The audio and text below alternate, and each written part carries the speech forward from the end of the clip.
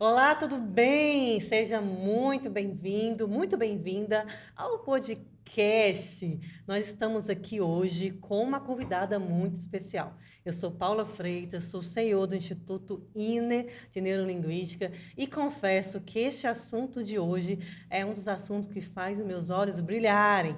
Porque, gente, nós vamos conversar com a Amanda sobre neuroarquitetura. Neuro eu conheço bastante, assim, bastante não, um pouquinho. Mas arquitetura, sou apaixonada. Então, Amanda, seja muito bem-vinda ao nosso podcast. Obrigada, Paulo, pelo convite. É um prazer estar aqui conversando um pouquinho com vocês sobre essa área que eu também amo muito e juntar a arquitetura com a neurociência, né, que é entender um pouco, né, do nosso cérebro e como que a gente funciona dentro de um ambiente é muito legal, né, essa junção e a gente poder entender um pouco mais sobre isso. E, Amanda, você é a nossa arquiteta aqui em Brasília, não só nossa, né? Mas também de grandes pessoas. Estava até aqui agora o Fábio de Carvalho, ele falou que você é arquiteta dele. Que honra, né? Você já teve alguns projetos no Senado. Onde mais, Amanda, que você já desenvolveu projetos? Projetos, né? Podemos falar projetos de arquitetura. Isso, eu sou arquiteta há 6 anos, e atuo mais com reformas, né? Já fiz projeto de construção de casa, mas atuo mais com reformas residenciais e corporativas, né? Como foi o caso de vocês Chama também. retrofit, não é? Na engenharia chama de retrofit. Retrofit é quando você vai reformar uma fachada, né? De um Ah, legal. prédio, aí a gente chama de retrofit. É como se fosse uma reforma ali mesmo da fachada do prédio, né? E a reforma de interiores de casa ou uma sala, um espaço corporativo, é você intervir no espaço, né, podendo demolir paredes ou não, mas fazendo ali uma reforma mesmo completa, né? Então a gente, Uhum. desde o piso até o acabamento, até o forro, as luminárias, então é realmente mudar ali a configuração do espaço. E aí eu atuo muito nessa área, né, de residenciais, que surgiu muito mais essa demanda logo no início da pandemia, porque as pessoas queriam deixar suas casas mais confortáveis, mais Ah. aconchegantes, porque as pessoas passavam muito tempo fora de casa, né?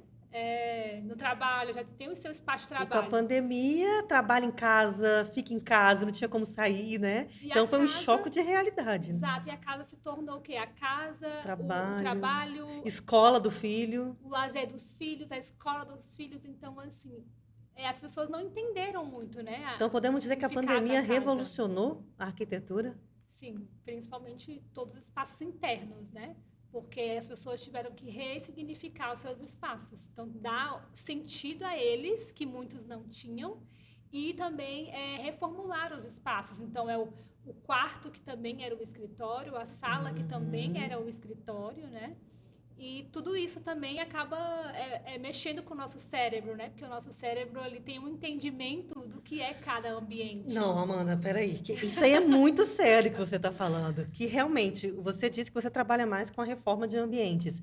E acontece bastante da pessoa compra um apartamento já pronto, né? Ou uma casa, que já tem ali os ambientes, os cômodos, já tem alguns móveis planejados, e aí você entra com a percepção daquele novo morador em adequar os espaços de acordo com a necessidade dele, seria isso, mais ou menos isso? Isso. É um desafio, né? Porque quando você constrói uma casa do zero, né? Você vai pensar os Com espaços ali certeza. conforme as suas necessidades, conforme o que a pessoa quer comprar para aquele espaço e ela tendo uma orientação de um profissional, vai ficar mais personalizado, mais de acordo com o que ela precisa. Com certeza. Agora, a pessoa compra um imóvel hoje, e um outro ponto aqui que a gente pode falar também é que hoje em dia os apartamentos estão cada vez Menores. menores. Nossa. Ainda mais aqui em Brasília, né? Os apartamentos tudo Então, você pequenininho. tem que adequar muitas coisas num espaço pequeno. Mas a pessoa compra aquele imóvel, a dinâmica da família é uma, diferente Uhum. daquela que está configurado o Verdade. apartamento. Então, ela precisa o quê? Ela precisa mudar o layout, que a gente chama que é a configuração dos móveis, né? Às vezes aumentar um cômodo, diminuir outro, porque precisa, né, para a necessidade Não, você tem daquela ideia. Quando a família. gente mudou, a nossa cama era grande. Nossa, a gente mudou para uma casa de 2 andares. A cama não subia na escada. E era uma cama box. mesmo tirando o baú, não subia. A gente teve que tirar o corrimão da escada para conseguir subir com a cama para o quarto. Tem muito esse problema quando as pessoas vão para esses apartamentos. Porque a gente está falando aqui mais de apartamento, porque é a grande realidade da maioria das pessoas, né? Da maioria das reformas que eu faço.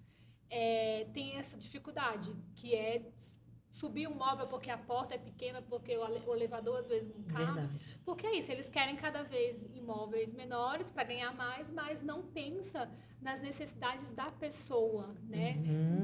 Naquilo que ela precisa como necessidades mesmo, tanto físicas como emocionais para o espaço. Verdade. Para que ela possa viver bem naquele espaço. Então, não pensa na configuração solar, né? Qual é o melhor cômodo que é virado para o nascente, se é nascente, se é poente, né? Então, a gente, às vezes, tem que entrar com essa reforma para tentar amenizar, né, essas situações de acordo com cada pessoa, né? Às vezes, a pessoa ela tem necessidade de ter um ambiente com menos barulho para dormir. E aí, o que a gente pode fazer para atender essa pessoa? Quais os materiais que a gente pode usar para isolar, né, o som? Enfim, então, a reforma, ela se baseia nisso. A pessoa, às vezes, ela está num espaço e ela não se identifica naquele espaço. Não, né? se encontra. Não se encontra. Então, tem a parte de necessidades, que às vezes é um imóvel velho que precisa trocar um piso, que precisa trocar o gesso. Mas também tem as necessidades emocionais que às vezes nem ela sabe identificar. Então, é a parede de um quarto que não está legal e ela não sabe, né? Que aquilo ali não está fazendo bem para ela. Então, também a gente entra com essas... com essa subjetividade também, né? Não só as necessidades ali que são, digamos, fáceis de entender, mas também tem a subjetividade humana, que é entender justamente isso, né? A emoção, enfim, todos esses aspectos, né, que a gente não consegue, às vezes, entender com ela falando, né? Nem ela sabe explicar. E a gente o cliente nunca sabe o que ele quer. Isso é inconsciente total, né? Sim. Nós temos 3 cérebros: o tronco encefálico, o sistema límbico e o neocórtex. Todas as nossas decisões são feitas no tronco encefálico e no sistema límbico, que é totalmente emocional e inconsciente. Apenas 5% vem da decisão que passa para o neocórtex, né? Eu costumo dizer que quem assina o contrato, passa o cartão, é o neocórtex, mas isso é uma fração muito pequena dos 3 cérebros. Então, o cliente, muitas das vezes, eu imagino que ele chega para você, o desafio deve ser imenso de fazer um projeto. Porque a pessoa fala, eu quero isso, eu quero isso, eu quero isso. Aí, quando você vai começando a ver a conjuntura da casa, a dinâmica da família, você fala, opa, mas espera aí, isso não é tão adequado. Né? Não é tão... Poxa, não adianta você querer morar num apartamento de 2 quartos se você tem uma família com 2, 3 filhos. Né? Porque é beira-lago, então eu vou morar lá. Tudo bem, isso é um desejo seu. Mas não é uma necessidade real, né? Sim. Então, eu imagino, Amanda, o desafio que deve ser fazer um projeto para essas pessoas. Esse é o maior desafio, né? Você realmente entender, como eu falei, as necessidades dele que você consegue identificar, mas também as subjetivas, que às vezes a gente não consegue identificar. E como extrair isso? Eu costumo falar, assim, que é até uma questão cultural, né? Que a gente tem de que nem todas as famílias aprenderam a comer na mesa, uma mesa posta. Nem todas as famílias tiveram acesso à arte, né? Tiveram acesso a tantos outros, enfim, aspectos, né, da vida cultural. Verdade. Que ajudam ela a definir o que elas mesmas gostam. Então, hoje também é tudo muito superficial, né? Tipo, a gente não dá muito valor, às vezes, para as coisas que são passadas, né? Também tem esse aspecto, né, na questão da pessoa se entender no espaço, né, a identidade da pessoa. Então, a era moderna trouxe muito isso, né, a tecnologia, o tal do minimalismo, que, né, não preciso ter nada e ao mesmo tempo não me faz bem, as pessoas não sabem identificar. E vem muito de modinha, né? A moda agora é cimento queimado, a moda é o minimalismo, a moda é mesa de, como fala, estilo, que eu sei que você não gosta, estilo industrial, né? E a pessoa acaba deixando se levar por essa moda e não é às vezes que a pessoa gosta e se identifica, né? Tem que ter muito cuidado com as tendências. As tendências, elas são baseadas no comportamento humano e é muito bom a gente saber e a gente entender, mas ela não pode basear totalmente as nossas escolhas, Justamente pelo que você falou, porque ela pode gostar, eu quero agora porque está na moda. Mas daqui a um tempo isso não vai fazer sentido para ela. Né? O cimento queimado, que está na moda, talvez não vai fazer sentido para ela e nem vai fazer bem para ela. Ela vai olhar, não gostei, né? Por quê? Porque se você põe um cinza na sua casa inteira, o cinza, a cor, ele é um símbolo primordial. Então, a cor, ela também comunica ao nosso cérebro algo e vai transformar aquilo em uma atitude, porque a gente está recebendo aquela cor. E o nosso cérebro, o nosso corpo, ele vai responder. E ele vai associar aquela cor a algum sentimento, né? A um sentimento. E as cores, elas estão muito presentes na natureza, né? Já puxando aqui para esse gancho que a gente estava falando de tendências e tudo. Se você olhar para o cinza, ela está presente aonde na natureza? Na própria cinza, num dia nublado. É verdade. E não que esse dia seja ruim, mas você ter aquilo constante no ambiente, será que ele vai te fazer bem? É igual os países que são muito frios, as pessoas tendem a quê? A sempre estar mais cabisbaixo, né? Índice de depressão é altíssimo. Altíssimo. Né? Por quê? Porque aqueles dias sempre nublado, cinza. Então, as pessoas tendem a ter esse comportamento. Então, como que na nossa casa vai ser diferente? Se é o ambiente que a gente vive o tempo todo, né? A gente está cercado por 4 paredes, geralmente o dia inteiro, seja em casa, seja no escritório. Como é que esse ambiente não vai transmitir, não vai associar um comportamento, né? Não vai nos gerar um comportamento que a gente está absorvendo. Total, a gente, nos níveis neurológicos, né, o ambiente é numa pirâmide a base. Né? Então, o ambiente ele influencia o seu comportamento, as suas características, a sua identidade, quem você é. Né? Molda, tanto que a gente molda isso. O ambiente vai moldar fortemente as suas crenças, o que você acredita. Né? Então, assim, se você não preocupar no ambiente que você está, isso vai refletir assim, muito forte nos seus comportamentos. Porque a gente tem a tríade, né? Que é o pensamento, leva o sentimento e leva o comportamento. Então, isso que você está falando da psicologia das cores, né? Se você tem um ambiente que vai te gerar um sentimento automático, né? Vamos automatizar o nosso cérebro, a programação do nosso cérebro, automático através de uma cor e que vai startar um comportamento, né? Então, por exemplo, na psicologia das cores também, o vermelho e o amarelo diz que laranja e o vermelho diz que traz fome, né? E a logo do McDonald's, por exemplo, é amarelo, é vermelho, a gente vê muito lanchonete de laranja, né? Burger King também, então assim... Como as marcas entendem isso, né? Entendem, usam, né? Usam isso. Então, a gente pode, isso seria neuroarquitetura, a gente pode usar esses elementos na nossa casa, no nosso escritório, né? Quem é empresário, nos seus estabelecimentos, né, mano? É aí que entra a neuroarquitetura, né? Esse entendimento do ambiente, do impacto que o ambiente tem sobre a nossa mente, sobre o nosso cérebro, sobre o nosso corpo, né? Então, entender que tudo que compõe um ambiente vai gerar estímulos, né? O nosso cérebro vai ler através dos nossos receptores, que são os nossos olhos, nossos ouvidos, né? Tudo que a gente está vendo, sentindo, a gente está recebendo isso para dentro do nosso cérebro, para dentro do nosso corpo, e ele vai gerar ali uma sensação, vai gerar uma emoção, um comportamento, uma atitude. Então, a gente precisa cuidar com tudo que a gente põe dentro da nossa casa. Então, isso não são só cores, né? Seriam, o que mais a neuroarquitetura abrange? Tudo que os sentidos, né? A neuroarquitetura também trabalha muito os sentidos, né? Que, inclusive, hoje a gente tem uma predisposição muito grande pelo sentido da visão. Mais, né? Quem é mais visual, né? Tem muita visão. E por conta dos estímulos que a gente tem constantes da rede social, tempo todo. né? Da tecnologia e tudo isso, a gente está sempre estimulando mais o sentido da visão. Mas, se a gente olhar para um ambiente, você vai ver que ele gera estímulos olfativos, né? O cheiro que está presente no ambiente. Se você entra num ambiente, num restaurante, que não tem um cheiro agradável, você não quer ficar lá, você não vai comer naquele lugar. Verdade. Então, isso tudo que a gente absorve do ambiente, né, todos esses sentidos, ele vai gerar comportamentos. Então, os cheiros, o tato, né? Por que a gente fala também muito da questão dos materiais naturais? Por quê? Porque a gente precisa sentir. Hoje, eu falei lá no início sobre a superficialidade.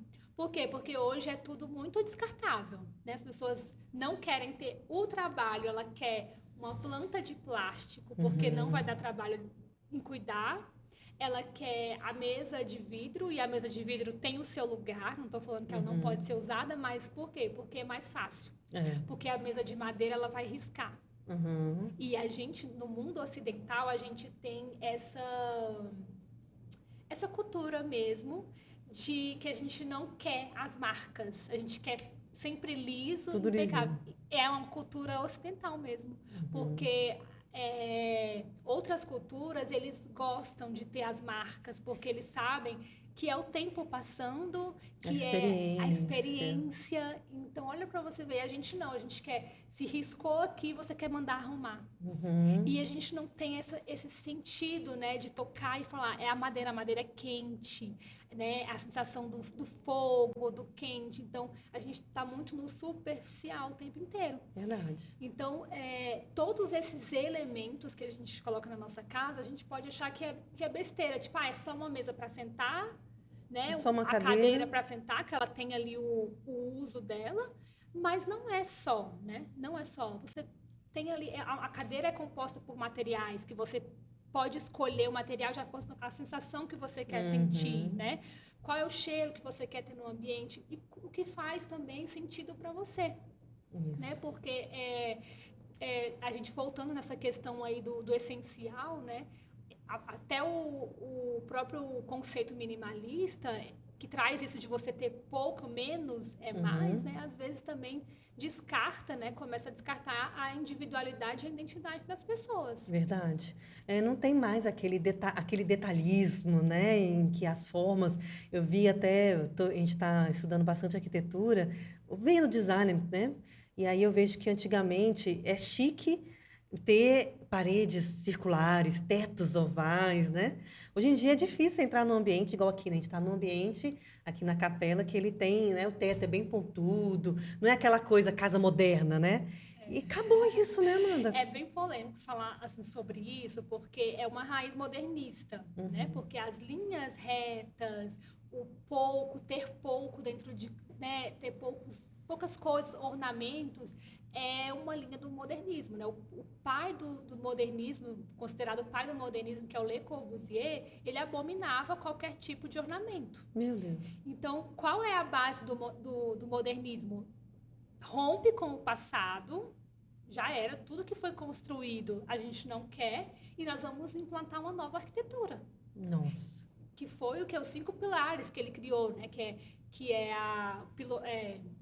as janelas em fita, né? As plantas livres. Então, elementos do modernismo que ele trouxe para romper com o passado. Né? Então, por isso que hoje é tudo muito reto, tudo... Você vê, né? Tudo muito reto, você falou, não tem mais o detalhe, sabe? Não tem mais o ornamento, as portas, né? Desenhadas. Aquele rodapé, né? Bonito. Acabou, aquelas fechaduras, né? Exato. Redondas. E Brasília aqui é o berço do modernismo. A gente está imerso nesse conceito, né? Do modernista. Tudo aqui é no brutalismo ali, o bruto, né? O muito concreto, aparente. Né? Aparente. Eu falo que se você tirar as árvores de Brasília, é o holocausto, assim, é o caos. Sei que isso gera muita polêmica falar, mas é a verdade. Se você sabe que a gente estava eu estava caminhando com o Jorge Nasa Sul um dia, e ele falou, você reparou que aqui é soviético? Os prédios da Asa Sul. Aí ele me mostrou uma foto da União Soviética, na Guerra Fria, tal, aquelas imagens, os prédios tudo igualzinho de Brasília, horizontal, só que lá era no deserto. Aí eu olhei, gente, aqui também está um deserto, porque no horário comercial Asa Sul, você não vê morador nenhum, né? Sim. E tem esse estilo, né? É soviético que fala mesmo? Eu vou até compartilhar a minha experiência, né? Eu tinha algo que me incomodava em Brasília, mas eu não sabia o que era. Porque na faculdade de arquitetura, a gente aprende que o modernismo é o melhor dos mundos. Nossa. Né? Você aprende ali a história, os estilos, e vai vindo e pronto. É como se acabasse no modernismo, né? Então, a gente aprende isso. É a nossa base na arquitetura, né? Na faculdade de arquitetura. E eu senti algo diferente. Até o Felipe sempre julgava as obras de Brasília e eu falava que era besteira dele. Não, é bonito, é assim mesmo. Mas tinha algo que me incomodava. E eu sempre achava assim que eu não sabia fazer totalmente aquilo que as pessoas estavam fazendo. Eu falava, tem alguma coisa errada, porque eu não quero fazer dessa forma, entendeu? E aí foi quando eu assisti um documentário, que eu não sei se eu posso falar o nome. Pode. Eu assisti um documentário que se chama O Fim da Beleza. Aham. E ele conta a história realmente de Brasília, como foi construída e como foi sendo destruída a beleza e como tudo hoje é muito subjetivo, né? Olha. Porque hoje é assim, tudo é belo, nada é feio. Né? Tudo é verdade, nada é errado. Você tem a sua verdade, eu tenho a minha verdade. Hoje é tudo muito relativo, né? Então, eles combatem esse relativismo, né? Porque Olha o que é só. belo é belo. Agora, gosto é pessoal. Você tem o seu, eu tenho o meu. Agora, a beleza, ela precisa ser verdadeira, ela precisa ser única, porque senão não tem um parâmetro para você chegar nela. Aham. E aí, quando eu assisti esse documentário, assim, a minha Ampliou. mente abriu, que era aquilo que eu estava procurando, sabe? E aí eu fui vendo realmente que não era bem assim, que eu não precisava seguir essa linha, sabe? Que todos estavam seguindo só porque, enfim, né? Um padrão, né? Foi Pré-estabelecido, pregada, né? nós estabelecida nós ali, né? E aí também eu comecei a acompanhar outras pessoas que têm essa linha mais tradicional e que resgatam, né, essa beleza. E foi aí quando eu comecei a despertar, mesmo para uma nova forma de fazer, não reinventar, mas não quebrar com os padrões. A gente pode trazer de volta, sabe, o tradicional que foi perdido, porque não acaba no modernismo, sabe? Então, é buscar mesmo resgatar um pouco dessa beleza, porque às vezes a pessoa não quer aquilo, mas ela não faz diferente porque ela não entende. O cliente mesmo, ele não entende. E às vezes ele não quer, às vezes ele quer ter na casa dele um móvel que foi deixado para ele, de família, e aí a pessoa fala, não tira porque isso não está na moda. Ou pinta de amarelo. Pra ficar moderno. Tira. Então, assim, claro que o que? A gente trabalha com a harmonia. Não estou falando que você, né, tem que jogar tudo lá, senão eu nem serviria para nada. Mas a gente trabalha com a harmonia, com a beleza, com a intencionalidade dos espaços e com o uso mesmo, né? Claro que a gente tem que pensar em tudo. A funcionalidade também faz parte, né? Também, com certeza. Mas a gente não pode deixar de lado aquilo que é importante para você, porque é a sua casa. E aí que a gente entra também com a neuroarquitetura, são as memórias. É aonde você faz as suas memórias. E tem muito cliente que fala assim, resgata a casa da infância dele e quer, quando ele vai construir ou vai reformar, ele quer uma casa que tem alguns elementos lá da infância dele. Você já percebeu isso? Esse é até um resgate, né, que a gente fala, que a gente faz no briefing, né? O briefing é ali um momento onde a gente tem essa conversa mesmo antes de começar o projeto com o cliente para absorver dele o máximo de informações, para que a gente consiga traduzir essas informações em projeto. Legal. Então, ali é onde a gente tenta realmente resgatar isso, né? Das raízes, o que ele gostaria, de repente, de ter na casa dele que ele tinha, né, lá no passado, seja às vezes um quadro, seja um móvel, seja uma cor, seja algum elemento que vai resgatar, né, essa memória afetiva dele, né? Porque às vezes a pessoa, vamos dizer, mora em Brasília, mas ela é de outro estado. E aqui, às vezes, não tem nada que representa ela naquela casa. Então, o que a gente pode trazer lá daquele estado, né, que faz parte daquele estado, da cultura daquele estado para a casa dela, para que ela se sinta realmente pertencente do espaço, né? Verdade. Então, tudo isso mexe com as emoções e cria ali, né, a memória da Laços, pessoa. né? Laços afetivos, sentimentais, elos. Eu sei porque, por exemplo, na minha casa, a gente sempre teve piano. Então, lá na infância, então, eu lembro do piano. Então, eu quero ter um piano. Eu tenho um piano na minha casa. A Sara estava até brincando no Jardim Botânico esse final de semana, e no parque, e aí ela estava brincando com areia. Aí me lembrei de que na minha casa, a gente morava numa cobertura lá em Juiz de Fora, e meu pai, ele montava para mim uma caixa de areia para eu brincar. Então, Olha só. já me remeteu assim, caramba, eu vou comprar, vou montar uma caixa de areia no quintal lá de casa para a Sara brincar. Me trouxe, me resgatou essa memória de infância, né? Então, isso é muito interessante que você está falando. Então, no briefing que faz todo esse levantamento consciente e inconsciente. É. E você faz esse, tenta fazer esse resgate, que a pessoa trazer alguns elementos. E assim, olha, eu vou te falar uma coisa também de um outro desafio que eu imagino. Geralmente eu imagino que você atenda muitas famílias, né? E como que faz quando o marido vem de uma cultura, vem de um local, um ambiente, a esposa vem de outro, que é diferente? Como que você consegue, junto com a sua família, unir essas vontades, esses desejos, né? E montar um projeto que dá para todo mundo? Olha, esse é um dos maiores desafios, porque realmente às vezes é engraçado. Quando a gente começa um projeto, a gente não imagina. Pensa assim, não, os dois gostam das mesmas coisas, e eu falo que a gente tem uma expertise até em psicologia, Tem que porque ter você tem que lidar terapia. com os conflitos também, sabe? Não é fácil. Às vezes o marido ele quer algo e às vezes ele que toma a frente do projeto, muitas vezes. Ou às vezes é a esposa que está mais à frente, mas tem que conciliar. Às vezes o homem é o mais objetivo, né? Quer algo mais prático, e a mulher não, ela quer o detalhe, ela quer o ornamento. Então a gente tem que tentar realmente casar todos esses gostos, essas necessidades num único projeto, né? E é o Nossa, grande que desafio. desafio. Mas é aí que a gente realmente traz essa listagem, né? Do que é importante para os dois. Quais são os usos da casa? Trabalham em casa os dois ou só um? Né? Então, assim, tem que entender mesmo, primeiro, as necessidades. Entender os fluxos, entender como é a rotina desse casal. Né? E aí, assim, tem um espaço individual ou não tem? Os dois sempre estão no mesmo espaço, comem juntos ou não, assistem TV juntos. Então, toda essa dinâmica que vai direcionar a gente ali para as escolhas, né? E aí tentar realmente conciliar, né?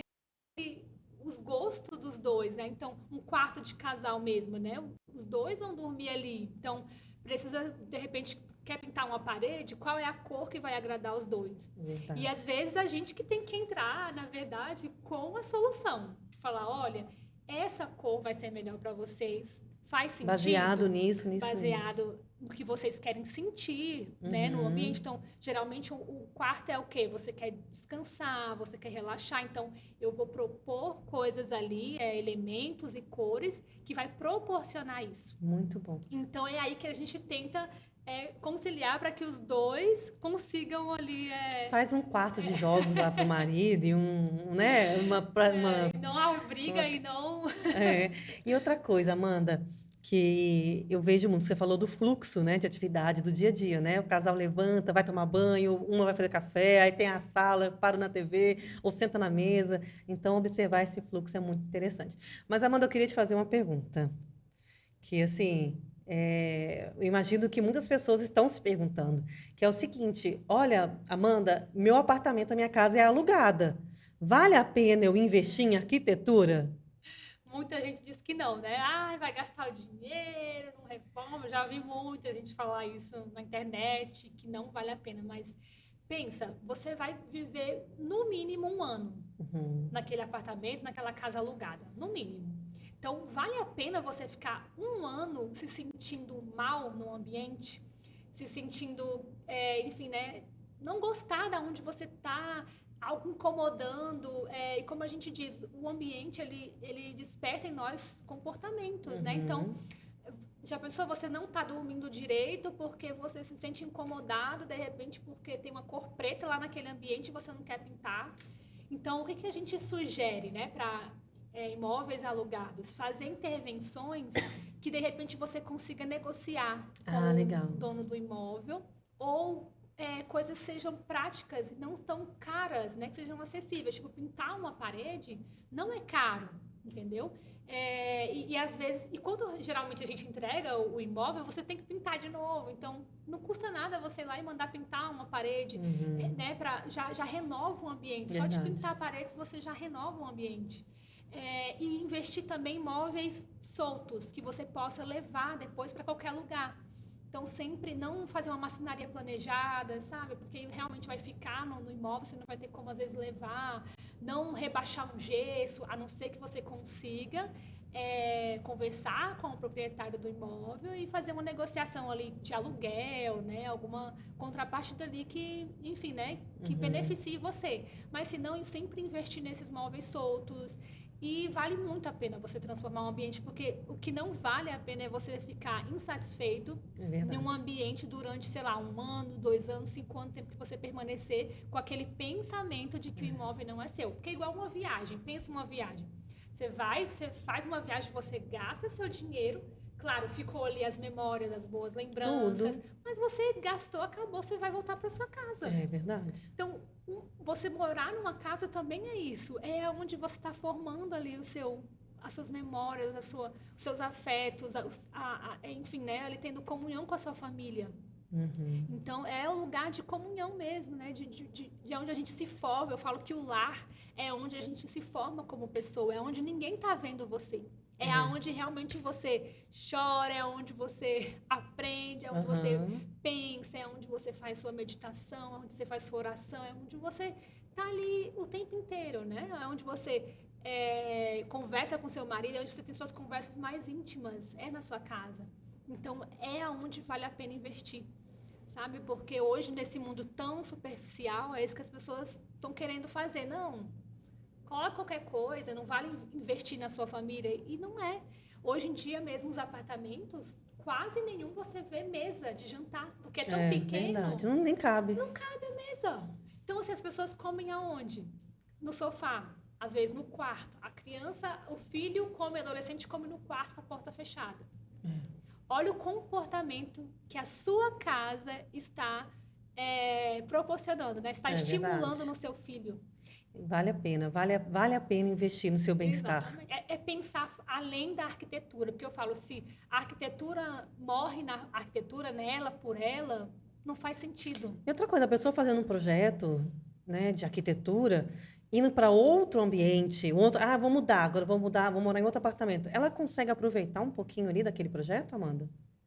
Olha, dependendo, é por isso que eu estou falando até dos móveis soltos, né? Porque aí sim, você comprar móveis soltos, você consegue adaptar num outro apartamento. É claro que se você tem um apartamento de 30 metros quadrados, depois você compra um de 150 metros quadrados, pode ser que algumas coisas não encaixem ali por proporção, né? É minimalismo, né? Estilo minimalismo.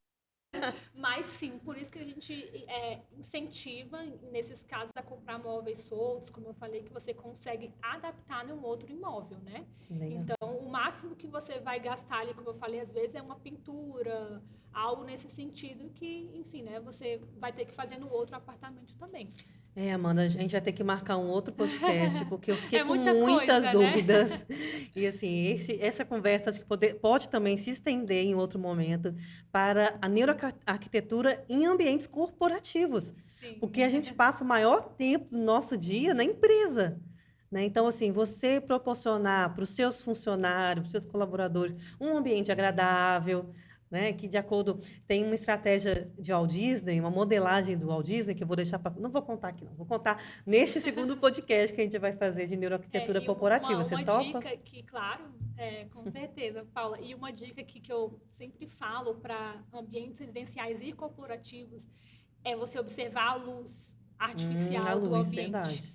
Por quê? Porque, como você falou, a gente passa a maior parte do tempo ou na nossa casa e a maior parte do tempo, na verdade, no trabalho, né? Então, a luz, ela influencia muito na nossa produtividade, tá? Então, é algo que eu bato muito e também tem muito a ver com a neuroiluminação que a gente fala, né? Você sabe que a gente vai muito em coworks, às vezes aqui fazer reuniões em Brasília, me dá uma agonia nos coworks, que é tudo subterrâneo, tudo fechado, não tem janela. Eu falo, gente, como que eu trabalharia um dia inteiro num lugar que não tem janela, que não tem iluminação natural, não tem... E aí é que entra outra parte da neuroarquitetura que a gente chama de biofilia. Que aí a gente pode trazer em um outro momento, mas é o quê? É você trazer para dentro dos ambientes elementos naturais. Olha só. Para quê? Para que o seu cérebro entenda, né? Porque o nosso cérebro ele não faz distinção do que é verdade, do que imaginado, não... Exato. Não faz. Claro que você... Isso é até uma frase de Walt Disney, Sim, que é claro real que você está num ambiente natural, né, o seu corpo vai absorver aquilo muito melhor do que você está olhando, vamos dizer, para uma paisagem de um quadro. Mas já que você não tem, você ter essas estratégias dentro do ambiente vai te proporcionar o bem-estar, vai te proporcionar o foco, a produtividade. Então, e esses elementos precisam estar presentes nesses ambientes corporativos. Olha, nossa, quanta dica. Isso vai ter que ser, porque eu imagino que tem muitos empresários que estão ouvindo esse podcast, gestores, gerentes, e que já conseguem perceber como aplicar a neuroarquitetura no seu comércio, no seu estabelecimento, no seu escritório, em vários locais. Então, Amanda, nós vamos encerrar esse podcast. E espero que você tenha gostado. E, Amanda, você poderia deixar suas considerações finais, suas redes sociais, como que as pessoas fazem para te achar e ter acesso, né, à neuroarquitetura, que é algo muito novo e agora que parece que está, né, sendo difundido aí para todos. Sim, obrigada, Paula, pelo convite, é um prazer. E nas redes sociais vocês podem me achar como amandaferreira.arc. Então, lá eu coloco um pouco dos meus projetos, do dia a dia de obra, né? E também a gente tem um serviço muito legal, que é a consultoria de ambiente. Que você, às vezes, quer fazer mudanças pontuais no seu ambiente, mas não quer intervir de forma tão drástica como a reforma, que tem que quebrar paredes, mas quer justamente entender, né? Como que eu posso melhorar o meu espaço aqui com o que eu já tenho. Então, a consultoria, ela entra Olha, que legal. Com esse serviço para ajudar as pessoas a melhorarem, né, os seus ambientes, trazer bem-estar e, enfim, né, mais produtividade, seja no home office, seja no seu espaço de trabalho. Então, vocês podem me achar lá e me acompanhar. E é isso, eu fico à disposição para a gente conversar sobre outros aspectos aí da neuroarquitetura nos ambientes. É isso aí, gente. É lamentável as pessoas que não investem em arquitetura, né? Hoje em dia, a arquitetura, como a Amanda falou, há uma consultoria, então não se tem mais aquele custo absurdo que era antigamente, né? E eu acho que isso, imagino que vocês tiveram que fazer uma força, né, entre os arquitetos para conseguir trazer isso para um grande número de pessoas. Entender mesmo, né, Paula, assim, a importância, porque antigamente o arquiteto, ele era muito renomado, né? O arquiteto era amigo do rei, né? Só ele sabia onde estava o cofre do rei, porque era ele que projetava ali, né, os espaços. Então, hoje perdeu um pouco dessa importância, né? Então, o valor um pouco, né, do que é o arquiteto se perdeu um pouco. E até por culpa, às vezes, de algumas atitudes mesmo, né, de mercado. Mas a gente tem nas mãos, eu digo, o poder mesmo de transformar como você vive no seu espaço, no seu ambiente, né? Eu posso fazer com que você se sinta bem ou não. Isso. Eu é que, vamos dizer, né, te facilitar as coisas na sua casa ou não. Porque se você, às vezes, não entende, contrata um profissional e ele não entende a sua dinâmica, os seus hábitos, né, a sua rotina e projeta tudo ali conforme não tem nada a ver com você, com a sua família, ele vai te trazer um mal-estar enorme. É verdade. Né? Então, olha só a importância que a gente tem, a responsabilidade também que o arquiteto tem em fazer você realmente se sentir bem no seu espaço. Com certeza, com certeza. É isso, gente. Gratidão para você que ouviu até o final e fique ligado que em breve haverá um novo episódio de Neuroarquitetura com a Amanda. Gratidão, Amanda. Obrigada. A gente se vê.